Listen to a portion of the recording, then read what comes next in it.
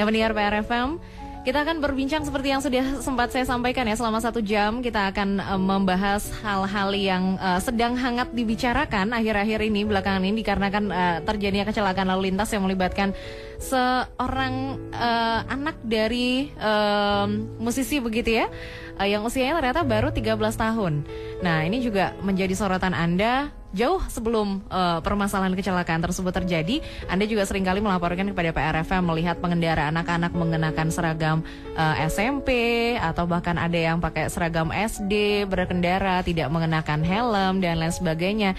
Nah, ini yang kita akan bahas, karena saya juga tidak sendiri pendengar PRFM. Pada malam hari ini saya sudah bersama Kang Maulana Suhanda. Selamat malam Kang Maulana.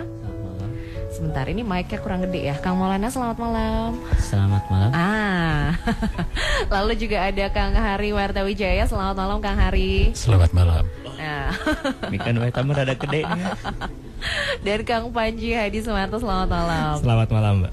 Nah, kita akan berbincang pada kesempatan malam hari ini mengenai pengendara anak-anak. Nah, ini dari Camot ya? Ya, betul, Camot. Cegah anak-anak mengendarai motor. Nah, ini sebenarnya apa? Kampanye, komoditas, atau apa sih bentuknya, Kang Maulana? Ya, sebenarnya itu dua-duanya ya. Sebelumnya saya sedikit ralat. Memang awal berdirinya itu cegah anak-anak mengendarai motor. Tapi setelah ada yang high profile case ini, kasusnya anaknya Ahmad Dhani, kita sedikit rubah singkatannya jadi cegah anak-anak mengemudi kendaraan bermotor. Jadi di situ termasuk juga mobil.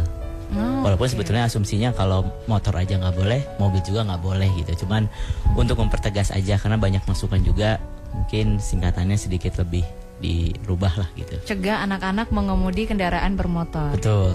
Oke. Dan untuk Camot ini mulai bergerak sejak kapan? Apa yang akhirnya membuat tercetus begitu Camot ini? Jadi awalnya itu sebetulnya ini concern dari sobat saya ini, Kang Hari Martawijaya. Jadi beliau sempat curhat sama saya gitu. Saya, wah ini anak-anak di mana-mana, apa istilahnya, motor berseliweran dan sebagainya gitu. Kemudian gimana kalau kita ngadain kampanye? Kebetulan Kang Hari ini lulusan seni rupa ITB, jadi jago gambar. Dia bilang, udahlah saya buat posternya, karena poster kan efektif. Nanti kamu yang promosiin gitu ke saya.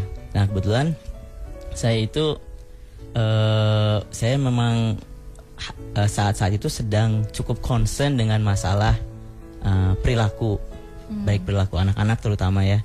Jadi masalah disiplin, masalah pendidikan karakter, masalah taat peraturan dan sebagainya. Kebetulan saya 11 tahun terakhir itu di Inggris, di Inggris dan di Jerman. Jadi saya begitu datang ke Indonesia itu kayaknya kok setiap melangkah gitu ya, setiap 5 meter pasti aja ada masalah gitu. Ada masalah yang orang berlalu lintas yang gak bener lah gitu ya, masalah etika lah, masalah orang gak bisa ngantri lah, masalah dan sebagainya gitu. Nah, banyak banget banyak sekali. Nah, saya tuh selama ini bingung gitu, kita mulai dari mana, karena kan seperti benang kusut gitu ya. Saya pengen istilahnya pengen ngebenerin masalah yang ini, masalah ini dan sebagainya. Nah, ketika Kang Hari menghubungi saya dengan ide cegah anak-anak mengendarai motor itu, wah, saya bilang ini ide bagus gitu. Kita mulailah dari yang kecil dulu gitu. Nah, waktu itu Kang Hari udah buat desainnya berbentuk poster, dan poster itu diposting di Facebooknya Kang Hari. Cukup mengejutkan karena dalam 3 hari saja sudah lebih dari 400 share. Bukan likes ya, karena share itu kan lebih banyak dari likes. Jadi ternyata banyak gitu ya, dari Sabang sampai Merauke ini yang memiliki concern yang sama. Kemudian saya posting di Facebook saya, sampai kemarin tuh kalau nggak salah hampir 600 share gitu. Jadi saya sendiri belum pernah gitu ya nge-share sebuah foto gitu ya, lebih dari 10 share aja itu udah bagus gitu. Ini sampai ratusan, dan ternyata oh ya di rumah saya juga, oh ya di tempat saya juga. Jadi sebetulnya orang-orang yang punya concern, yang peduli dan yang jengkel gitu ya sama anak-anak kecil yang mengendarai itu ternyata sangat banyak gitu.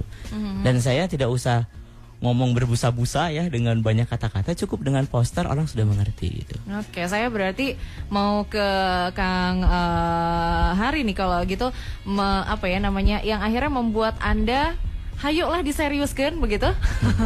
Ini akhirnya waktu itu kejadian apa sih sampai akhirnya ya udahlah ayolah kita bikin poster, kita bikin apa dan sebagainya. Iya, mungkin memang dari fenomena yang sering kita lihat sehari-hari. Saya sendiri di komplek perumahan saya memang cukup banyak.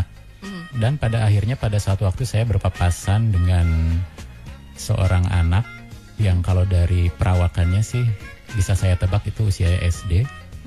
Itu membonceng seorang anak yang lebih kecil lagi. Nah, yang anak yang diboncengnya ini memakai baju seragam TK. Jadi saya bisa simpulkan bahwa si anak yang membawa motor ini mungkin entah disuruh atau diperintah oleh siapapun yang ada di rumahnya untuk menjemput adiknya yang ada di TK. Nah ini saya sendiri sampai heran kenapa ya bisa sampai begini gitu. Dan itu saya yakin di tempat-tempat yang lain juga ada. Nah saya di situ berpikir sebetulnya apa sih yang bisa saya perbuat? Soalnya saya merasa saya tidak bisa berbuat apa-apa karena fenomena ini begitu menggejala gitu. Saya hanya bisa bikin gambar. Tahun berapa tuh berarti?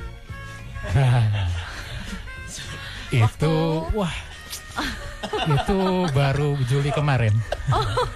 Nah tapi ini tetap apa ya? Bukan apa ya istilahnya ikut-ikutan tren gara-gara kecelakaan kemarin baru Camot muncul ya. Berarti kita duluan atau Camot duluan yang mengungkap hal ini baru kemudian ya kan kejadian gitu kan ya? Iya, jadi pada bulan Juli, awal Juli kalau saya tidak salah itu saya posting pertama gambarnya. Kemudian diusulkan karena teman saya Kang Maulana ini memang hobinya adalah membuat pergerakan atau kampanye-kampanye. Jadi saya merasa menemukan orang yang tepat. Nah, beliau kemudian mengusulkan kita buat komunitas. Kemudian yang bisa dilakukan pada waktu itu pertama kali adalah membuat halaman di Facebook. Oke. Nah, Kang Panji, nah kalau misalnya ini sudah sebar atau sudah share begitu ya, poster sudah mengajak juga masyarakat. Nah, responnya sejauh ini yang ikut bergabung di Camot akhirnya ikut interaksi langsung itu seperti apa sih animo masyarakatnya? Kalau kita memang ukurannya masih sedikit belum jelas ya apa keikutsertaan itu dalam bentuk apa. Yang jelas, yang paling jelas sekarang adalah Facebook page like kita itu sudah sampai 2.300 ya sejak bulan Juli. Itu salah dan banyak posting kita itu cukup memancing sudah 3.000 kalau nggak salah 3.200 terbalik 2.300 maaf 3.200. Saya pikir itu satu indikasi yang cukup baik bahwa orang-orang juga memang peduli.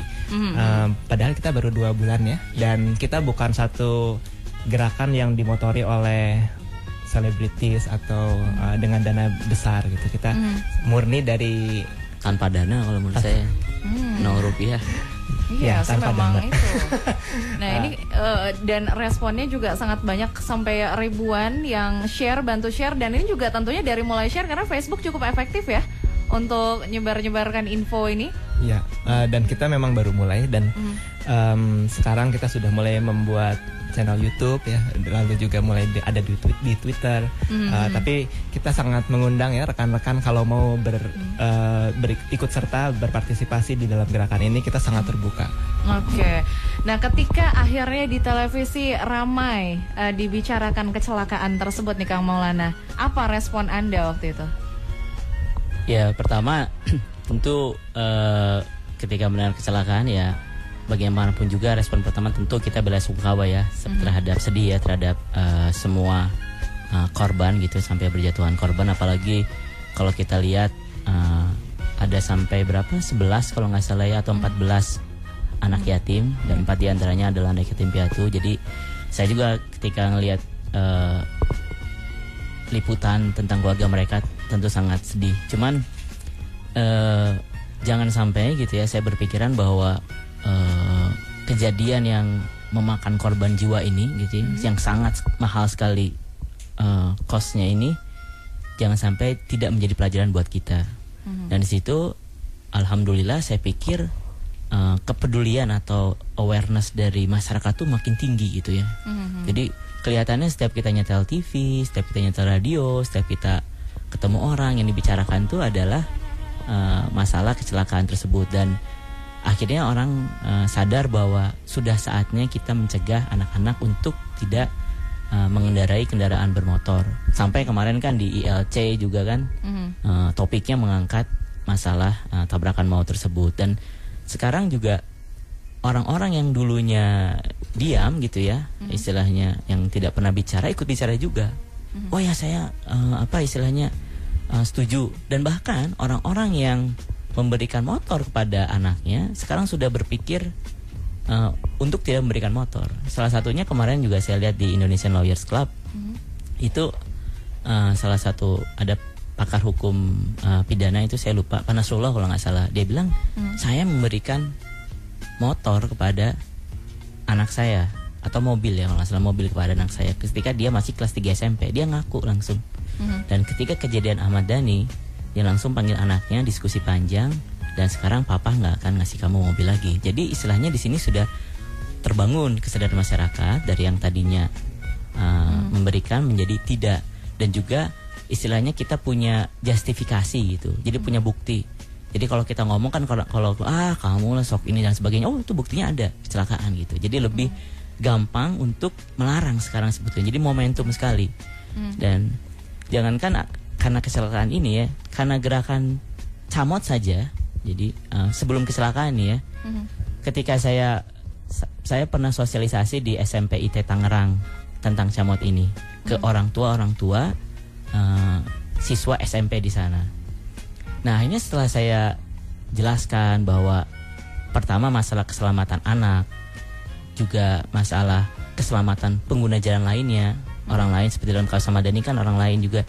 Dan juga saya bilang yang tidak kalah pentingnya adalah karakter si anak. Jadi kita sejak kecil kalau kita sudah memberikan motor, kita menanamkan budaya atau mental melanggar kepada anak. Jadi anak dibesarkan dengan budaya melanggar, dan itu akan terbawa.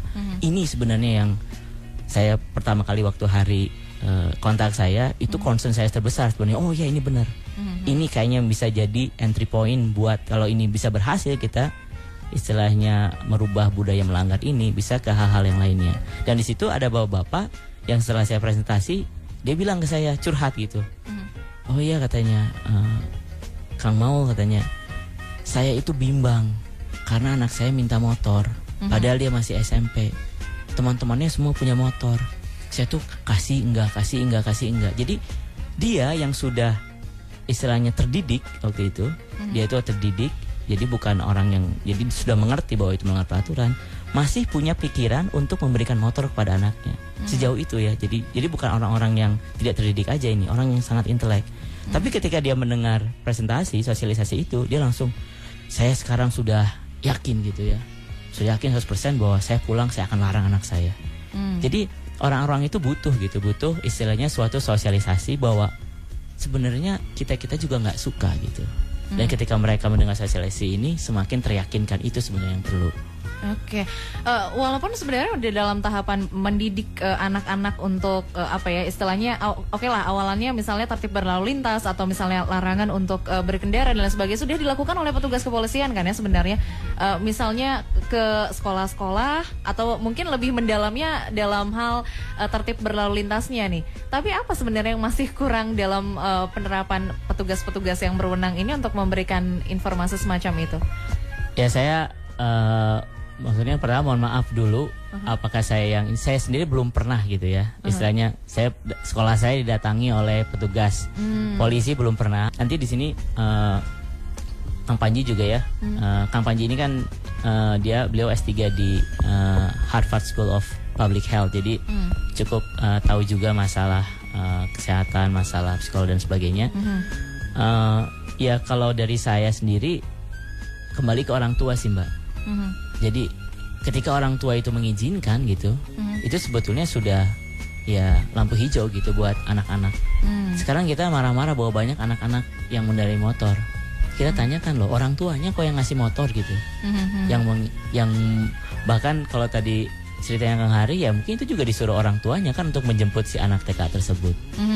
Jadi ya, kalau menurut saya, kalaupun misalkan sekarang dari kepolisian itu ada gitu ya, ke sekolah-sekolah dan sebagainya, tapi kalau misalkan orang tuanya tetap memberikan, ya tidak berguna juga mungkin ya, atau kurang efektif gitu. Nah berarti ini saya juga, oke, sebelum kita lanjutkan, di line telepon saya sudah terhubung dengan Dewan Pembina Komnas Perlindungan Anak, ada Kak Seto Mulyadi. Selamat malam Kak Seto.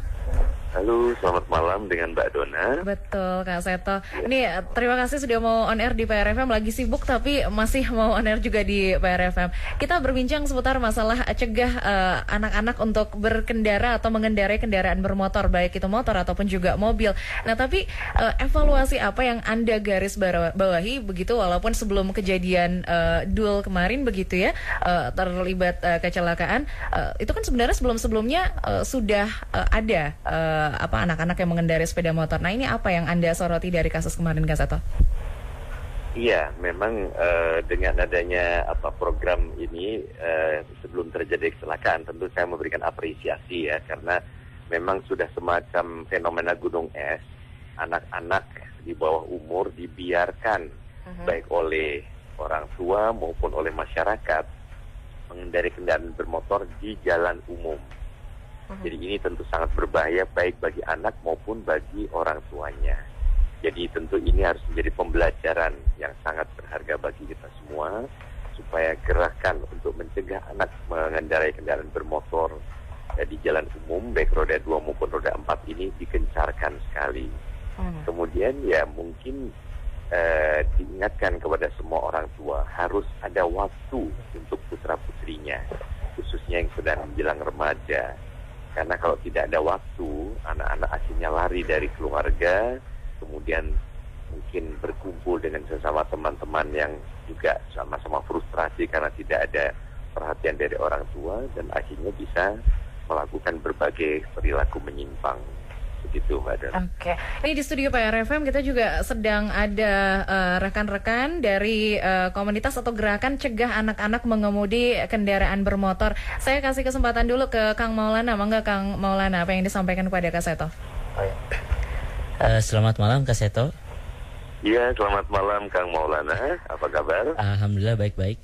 Alhamdulillah. Sebelumnya saya sampaikan juga, Kak Seto kebetulan ada salah satu penggagas dari Camot ini yang biasa kita diskusi, itu ada Ibu Rita Fadilah. Beliau adalah Kepala Sekolah SMP IT Insan Harapan Tangerang. Katanya beliau juga aktif di Persatuan Alumni Psikologi kalau nggak salah.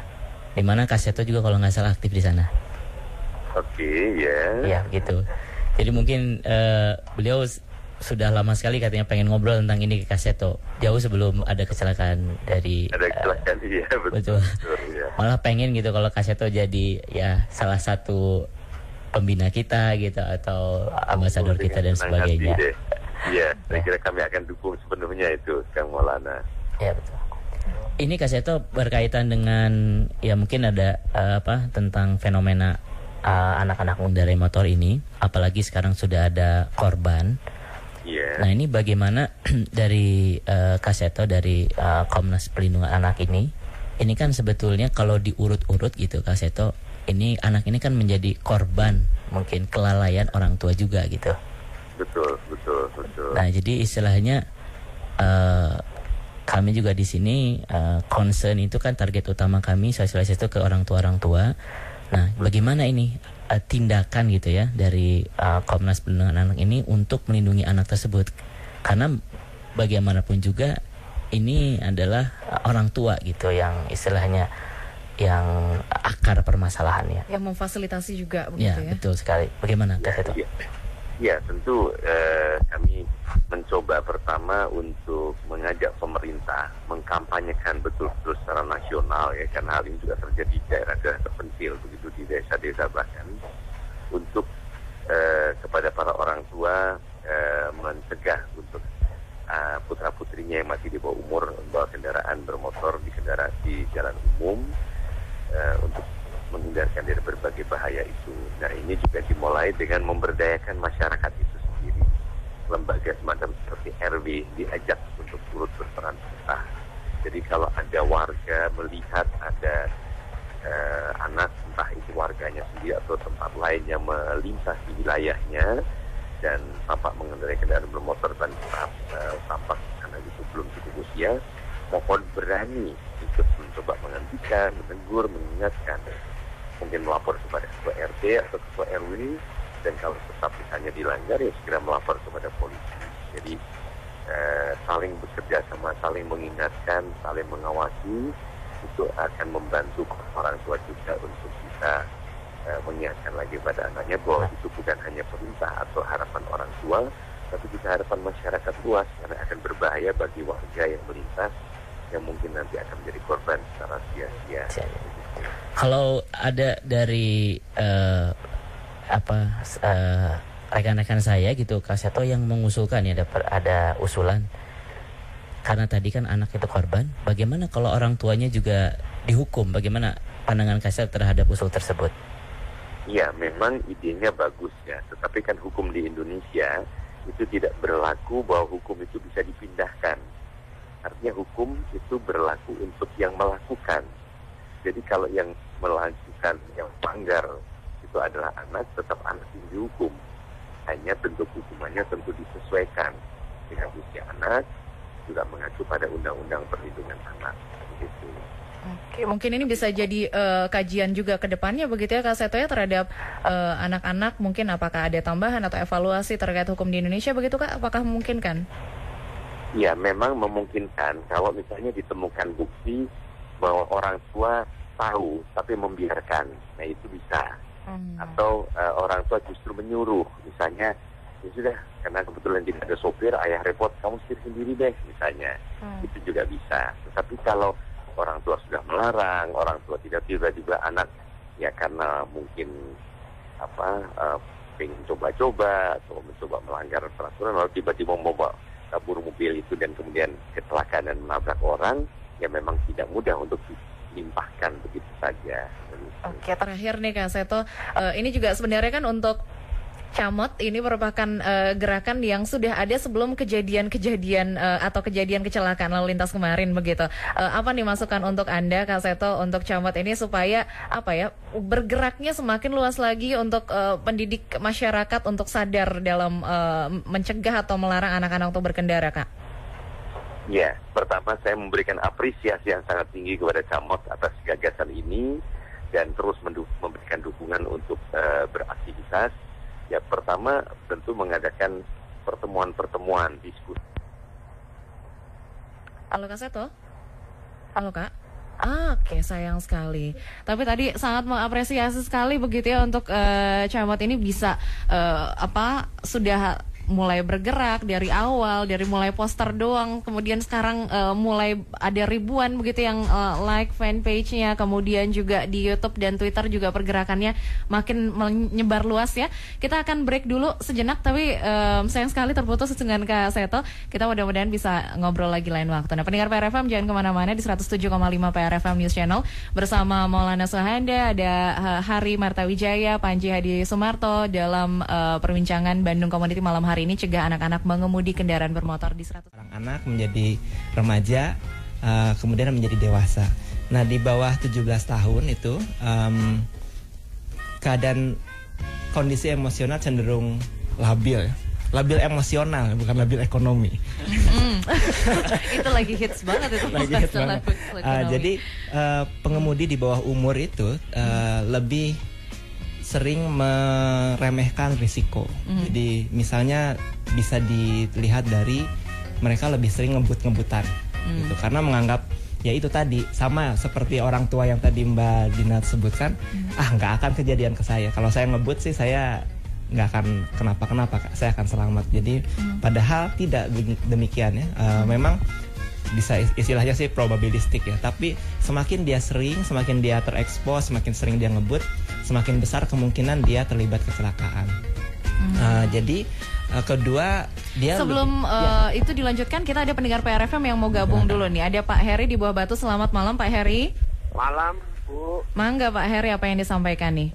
Ya, jadi saya pertama mengapresiasi gerakan ini ya. Terus tapi yang kedua, saya ada sedikit komentar bahwa di fenomena di kita itu agak sulit untuk memberantas hal-hal seperti demikian karena banyak faktor. Contoh, sarana prasarana infrastruktur kita tuh masih belum maksimal. Misalnya kayak tadi kasus tadi yang diceritakan sama Bapak yang pembicara tadi, Kang Hari. Ya, Kang Hari.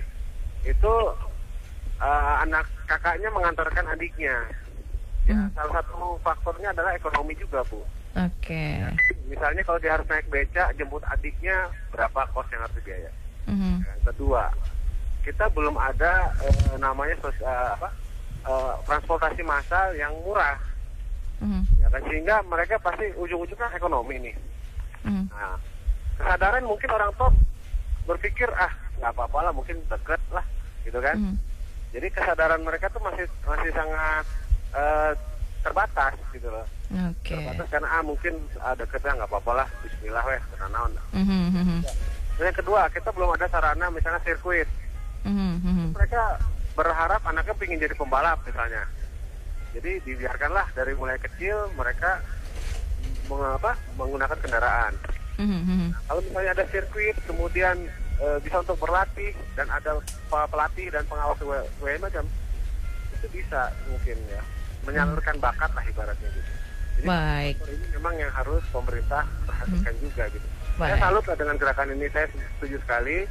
Saya akan support mungkin sebagai langkah awal saya akan keluarga dulu lah ya, lingkungan terdekat kita akan mensosialisasikan bahwa berkendara di bawah umur itu berbahaya, itu aja. Terima kasih. Terima kasih. Selamat malam juga nih Pak Heri.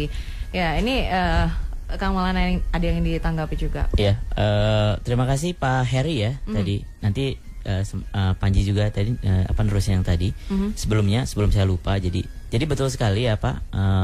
Tadi salah satu alasan utamanya itu adalah ekonomi tadi.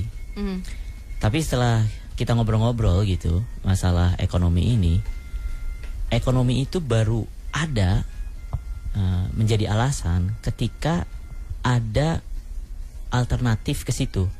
Jadi ada alternatif untuk menggunakan motor gitu. Memang saya akui ini pekerjaan besar ya buat pemerintah untuk membuat sarana dan prasarana yang aman, juga transportasi publik yang aman, nyaman, dan murah juga ya. Tapi tadi itu contohnya misalkan dulu gitu ya, ketika motor itu masih mahal, orang susah beli motor dan sebagainya. Orang-orang di desa tidak pakai motor, tapi mereka pakai sepeda atau jalan kaki. Karena apa? Karena si motor itu tidak menjadi option gitu, tidak menjadi alternatif. Karena tidak ada gitu. Tapi sekarang ketika itu menjadi suatu alternatif, akhirnya orang mencari, oh ya ini yang lebih murah. Jadi akhirnya kita pakai gitu. Tapi kalau ketika alternatif itu dihilangkan, orang pasti akan mesti survive kan. Saya mesti tetap berangkat ke sekolah, saya mesti ini dan sebagainya, saya mesti menghemat, saya mesti ini dan sebagainya. Akhirnya dia tidak, kalau misalkan itu motor tidak ada alternatif ke sana, jadi dia akan berusaha untuk menggunakan moda-moda yang lain. Jadi, dan saya pikir juga banyak sekali sebetulnya pengendara-pengendara motor ini yang kalau dia pindah ke moda yang lain memang secara ekonomi lebih mahal, tapi mereka masih mampu. Nah, jadi saya bilang tadi fenomena ekonomi ini juga karena tadi diberikan opsi ke situ. Kalau opsinya ditutup, orang akan berpikir kan, pertama berpikir bahwa oh berarti saya harus naik angkot, berarti saya harus menghemat sekian, oh berarti saya harus naik sepeda, oh berarti saya harus jalan kaki, oh berarti saya harus mengantar anak saya. Ya kalau memang sudah kewajibannya mengantar ya harus mengantar. Dan juga akhirnya juga ini juga kalau ketika itu dihilangkan ya anak-anak itu dari anak tidak boleh, ini juga jadi semacam ada push gitu ya, tekanan kepada pemerintah untuk menyediakan transportasi publik yang aman, yang nyaman dan terjangkau. Juga harus membenahi sarana-sarana jalan, karena kalau anak pakai sepeda kan berarti jalan harus diperbaiki dan sebagainya. Jadi itu ya tadi itu kalau menurut saya tadi karena opsinya itu ada. Oke, sebelum dilanjutkan ke Kang Panji, ada di line telepon sebentar Kang Hidayat. Selamat malam Kang Hidayat. Halo Kang Hidayat. Halo Kang. Malam ya. Ya malam Kang Hidayat, mangga apa yang disampaikan? Wilujeng Wengi ya. Wilujeng Wengi Kang Hidayat. Pak. Ini bagus, saya lihat di Facebook Camot ya. Camot. Saya tuh ahli di lalu lintas. Karena saya sudah menjadi pemerhati lalu lintas sudah lebih dari 10 tahun. Nah ini berkaitan. Alhamdulillah bisa bergabung kalau gitu Pak. Sedikit tenggangnya ini suaranya. Karena saya di Swiss ini Bu. Oke, baik. Iya. Nah ini apa yang ingin disampaikan nih terhadap gerakan ini nih Pak Hidayat? Ini sama nih dengan tadi yang baru pula yang pernah di Jerman, pernah di Inggris ya. Saya jadi pasca tadi. Bagaimana Pak? Jadi gini, saya tertariknya melihat di Eropa ini kan berlalu lintas itu begitu bagus ya. Nah maka saya lihatnya bahwa di Indonesia itu kelemahannya tidak mengenal rule of the road. Oke. Nah jadi saya sudah bergerak sendiri, mungkin sudah ada lebih dari 5 tahun.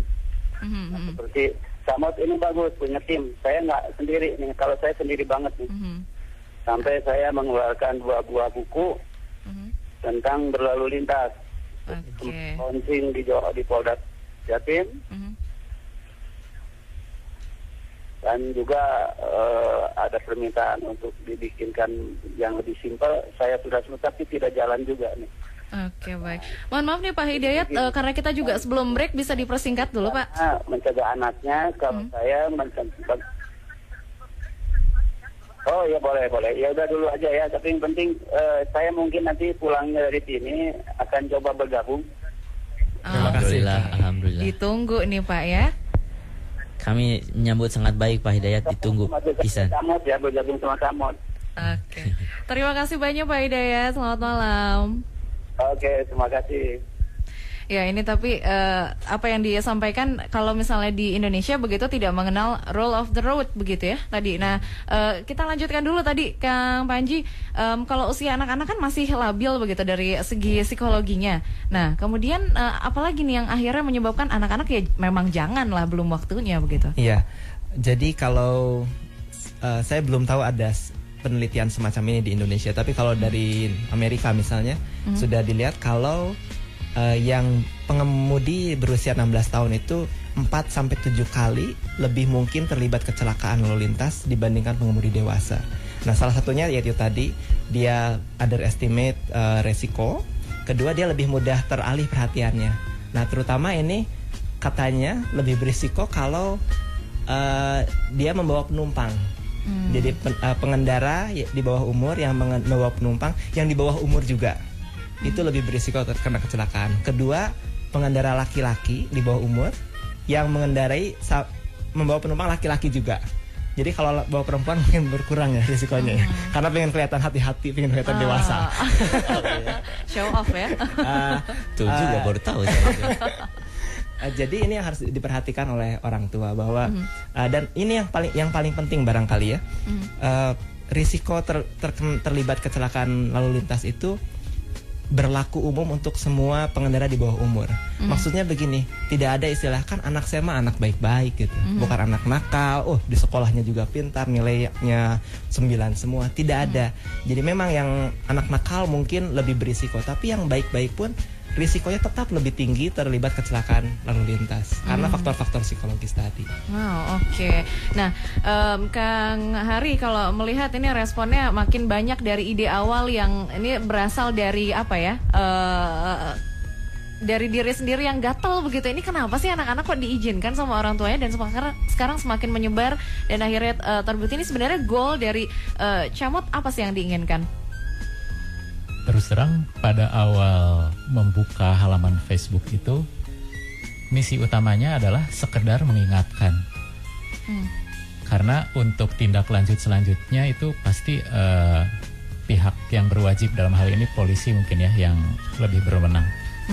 Jadi sifat dari kampanye Camot ini ada juga unsur interaksinya yaitu sebetulnya kita ingin mencari tahu penyebab apa saja. Karena kalau kita pengen ketemu suatu solusi, pastikan penyebabnya itu harus kita ketahui terlebih dahulu. Nah, untuk kasus anak-anak mengendarai motor, yang saya lihat itu penyebabnya bermacam-macam.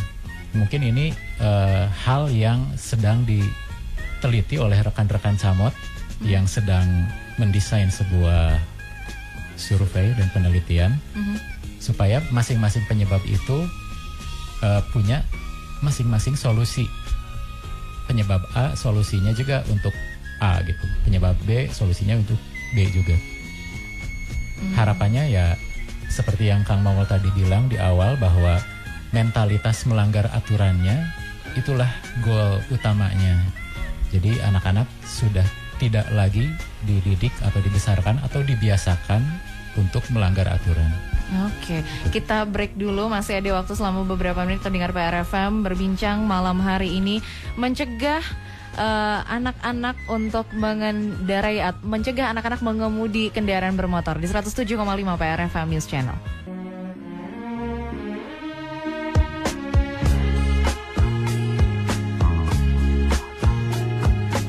Masih ada waktu nih pendengar PRFM, saya bacakan dulu beberapa SMS yang sudah masuk ya di 081881811075. Dari Kang Yayat menyampaikan, langkah polisi merazia pengendara kendaraan di bawah umur harus diapresiasi karena kebanyakan pengendara di bawah umur tidak memakai aturan dalam berkendara sehingga membahayakan pengendara yang lain. Kemudian juga dari Kang Hendra, alasan anak-anak pakai motor ya karena punya kendaraannya, ya itu pasti. Dari Kang Agung, apalagi di kabupaten kota banyak sekali, malahan tidak pakai helm. Polisi cuek saja. Dari Kang Bahtiar, kendaraan bermotor di tangan orang-orang yang tidak bertanggung jawab akan jadi alat pembunuh. Lalu juga ada dari Teasita menyampaikan, dukung Camot, kira-kira efek jerah atau sanksi kalau ada anak-anak yang mengendarai motor atau mobil ini apa ya begitu. Mungkin kan misalnya masyarakat atau warga Bandung tiba-tiba lagi melintas melihat ada anak-anak nih lagi pakai motor, lagi pakai mobil begitu. Ini apa yang perlu mereka lakukan? Apakah seperti akhirnya bertindak sebagai polisi, kamu berhenti atau bagaimana nih Kang? Kan agak bingung juga nih, bilang polisi juga bukan gitu kan? Iya, kalau untuk masalah law enforcement itu kan polisi ya, artinya yang berhak menilang, yang berhak istilahnya menyetop dan sebagainya. Tapi kalau menurut saya, kalau mengingatkan gitu ya, bukan menilang ya, itu menurut saya bisa-bisa saja sih. Walaupun sebetulnya tadi saya bilang kan bahwa kuncinya itu tetap ke orang tua. Kita mau berbusa-busa ke anaknya yang dari motor itu bahwa ini berbahaya dan sebagainya, ketika itu diizinkan atau malah disuruh orang tua, itu jadi percuma gitu.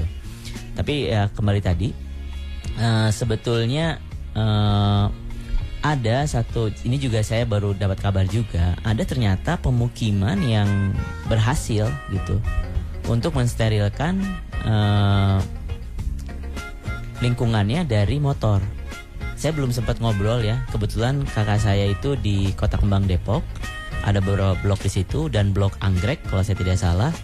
Itu berkat swadaya masyarakatnya, jadi satu RW gitu ya, Pak RW-nya, kemudian sama gegeduknya semua, mereka akhirnya bersepakat dan akhirnya orang tua yang tadinya membolehkan anak-anaknya mengendarai motor itu menjadi minoritas dan akhirnya malu sendiri gitu. Ketika itu sudah menjadi kesepakatan warga. Jadi kalau misalkan dibilang apakah mungkin, oh ternyata mungkin gitu. Jadi kan itu kan pertama pemukiman, memang wilayahnya ini. Jadi ada otoritas gitu ya dari pemukiman bahwa saya nggak mau ada anak-anak yang berkeliaran pakai motor di sini dan warga di sini tidak boleh. Akhirnya semua sepakat. Jadi kita juga negornya lebih enak, gitu kan, negornya lebih enak. Ini anak ini orang tuanya langsung ditegur. Gimana bapak kan udah istilahnya kita kan udah sepakat gitu ya. Nah, saya pikir saya juga pengen nih nanti kalau Camot punya offline event, kita pengen ngundang dari blok Anggrek ini untuk presentasi supaya bisa diadopsi oleh pemukiman-pemukiman lainnya.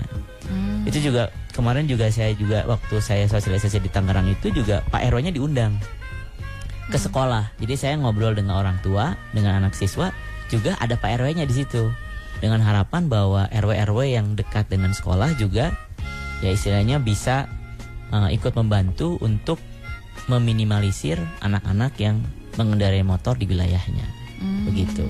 Berarti sangat memungkinkan dan ini mulai bisa di Bandung belum ada ya sayangnya wilayah. Saya belum dengar gitu ya. Saya belum dengar, tapi kembali saya bilang kalau misalkan semua masyarakat punya ide yang sama, punya spirit yang sama, punya kemauan yang sama, saya bilang ya tadi contohnya di Blok Anggrek itu Pak Soleh dan keluarganya bisa, kenapa kita enggak gitu.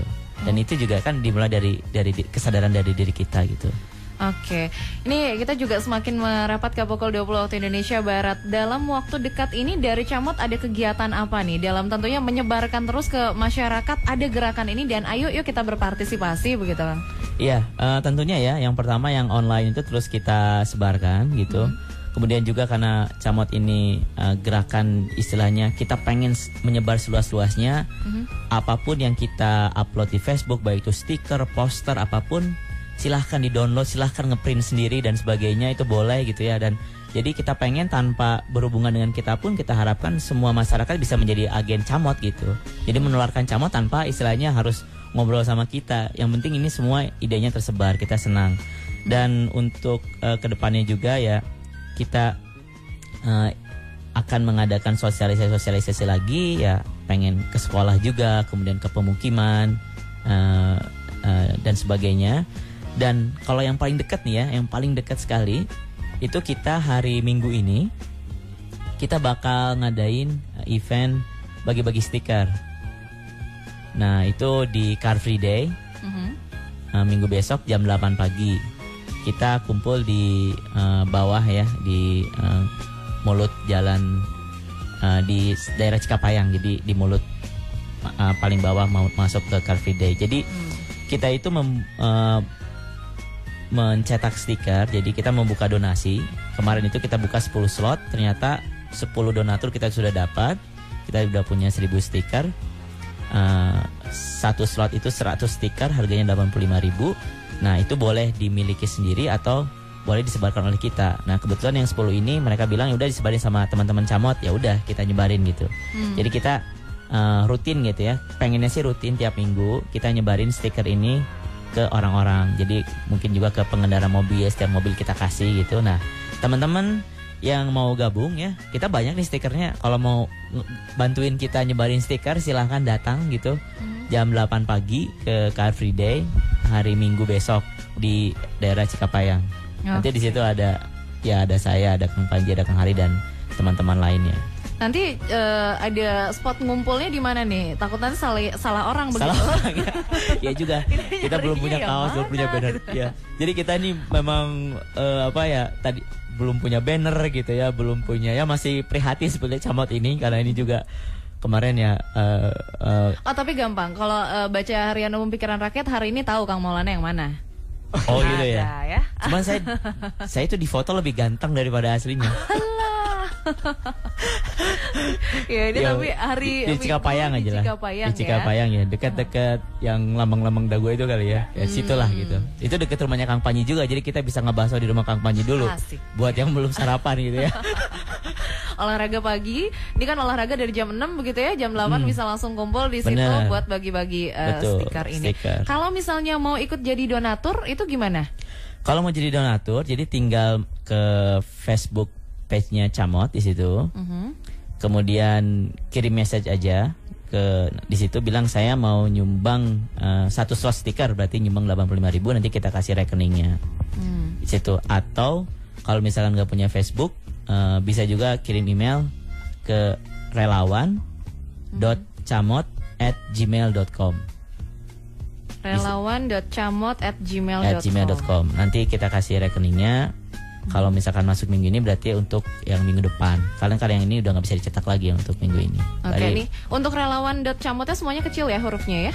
Iya, relawan.camot@gmail.com. Oke.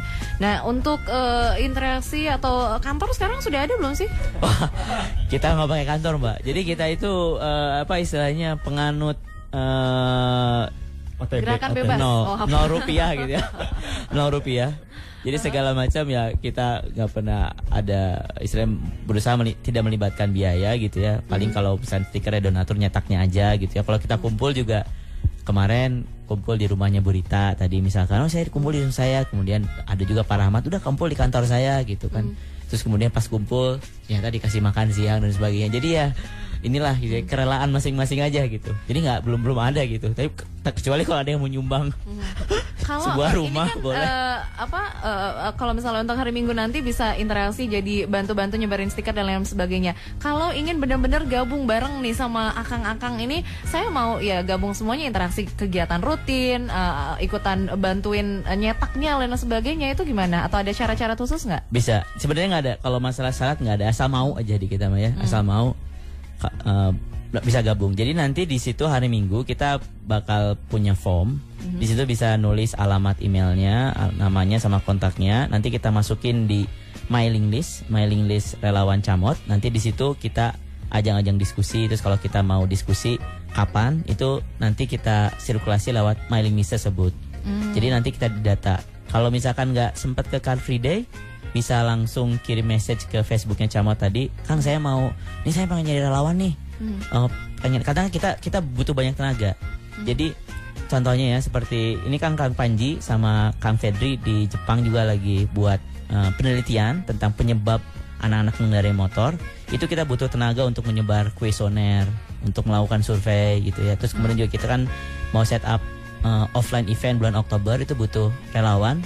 Nah itu silahkan kalau yang mau gabung tadi ke page Facebook, kemudian kirim message, Kang saya mau gabung, atau ke yang email tadi, atau datang ke Car Free Day. Nanti tinggal nulis email, nanti kita masukin di mailing list relawan Camot gitu. Itu tadi Pak Hidayat yang sekarang masih di luar begitu ya, nanti kalau bergabung ke Bandung bisa langsung ikut kegiatannya ya? Bisa sekali ya. Jadi nanti rencananya sih pengen bulan Oktober ya, kita pengen ngadain offline event yang agak besar, yang istilahnya kita pengen ngundang kayak diskusi gitu ya, pengen ngundang tadi misalkan Pak Soleh yang berhasil menerapkan di kompleknya untuk bebas dari kendaraan. Terus kita juga pengen ngundang korban-korban. Biasanya korban-korban yang ini kan mereka punya istilahnya suara yang paling harus didengar gitu, karena mereka sudah menjadi korban tabrakan atau korban karena anak-anak kecil mengendarai motor dan sebagainya. Kita pengen mereka bicara gitu. Oke, tadi sudah diinformasikan Facebooknya, sudah diinformasikan juga emailnya. Untuk Twitternya yang bisa di follow apa nih? Twitternya itu @relawan_camot. Oke, @relawan_camot. Jadi bisa follow, bisa di like juga fanpage Facebooknya, kemudian kirim email juga relawan.camot@gmail.com, dan tentunya ditunggu nanti kehadirannya hari Minggu begitu ya Kang ya? Iya, hari Minggu di Car Free Day Dago di Cikapayang itu jam 8 pagi. Ya, sudah pukul 20 waktu Indonesia Barat. Malam hari ini ternyata sebelum kita closing, apa nih pesan-pesan untuk para orang tua di rumah ya. Kalau anak-anak kan tentunya gimana orang tua sih sebenarnya. Kalau kata orang tua ya iya, kalau misalnya ternyata kata orang tuanya nggak boleh ya pasti anak nurut-nurut juga kan. Iya, jadi pesan saya sebagai mungkin tadi juga sudah di highlight juga oleh Kang Hari gitu ya. Jadi sebetulnya Camot ini adalah suatu ya istilahnya kepedulian kita, inginnya menjadi entry point gitu, atau menjadi starting point untuk hal-hal yang lebih besar lagi. Jadi kita berusaha untuk taat peraturan gitu ya dari hal yang kecil ini, dan mudah-mudahan kalau kita udah bisa taat peraturan di masalah motor ini, kita juga bisa menularkan atau menggelindingkan taat peraturan ke hal-hal yang lain. Karena kan kita tuh banyak sekali gitu nggak taat peraturan di mana-mana. Jadi kepada ya semua orang tua gitu ya, kelihatannya ini udah saatnya gitu ya, bukan cuman hanya masalah tadi kecelakaan saja, tapi masalah attitude tadi gitu, masalah perilaku, masalah mental, ini juga yang hal yang sangat krusial. Sehingga kalau misalkan kita ingin Indonesia ini berubah menjadi yang lebih baik, ya kita berusaha berubah dari diri kita sendiri. Itu mungkin. Terima kasih banyak Kang Maulana, Kang Hari, Kang Panji sudah hadir di studio PRFM malam hari ini.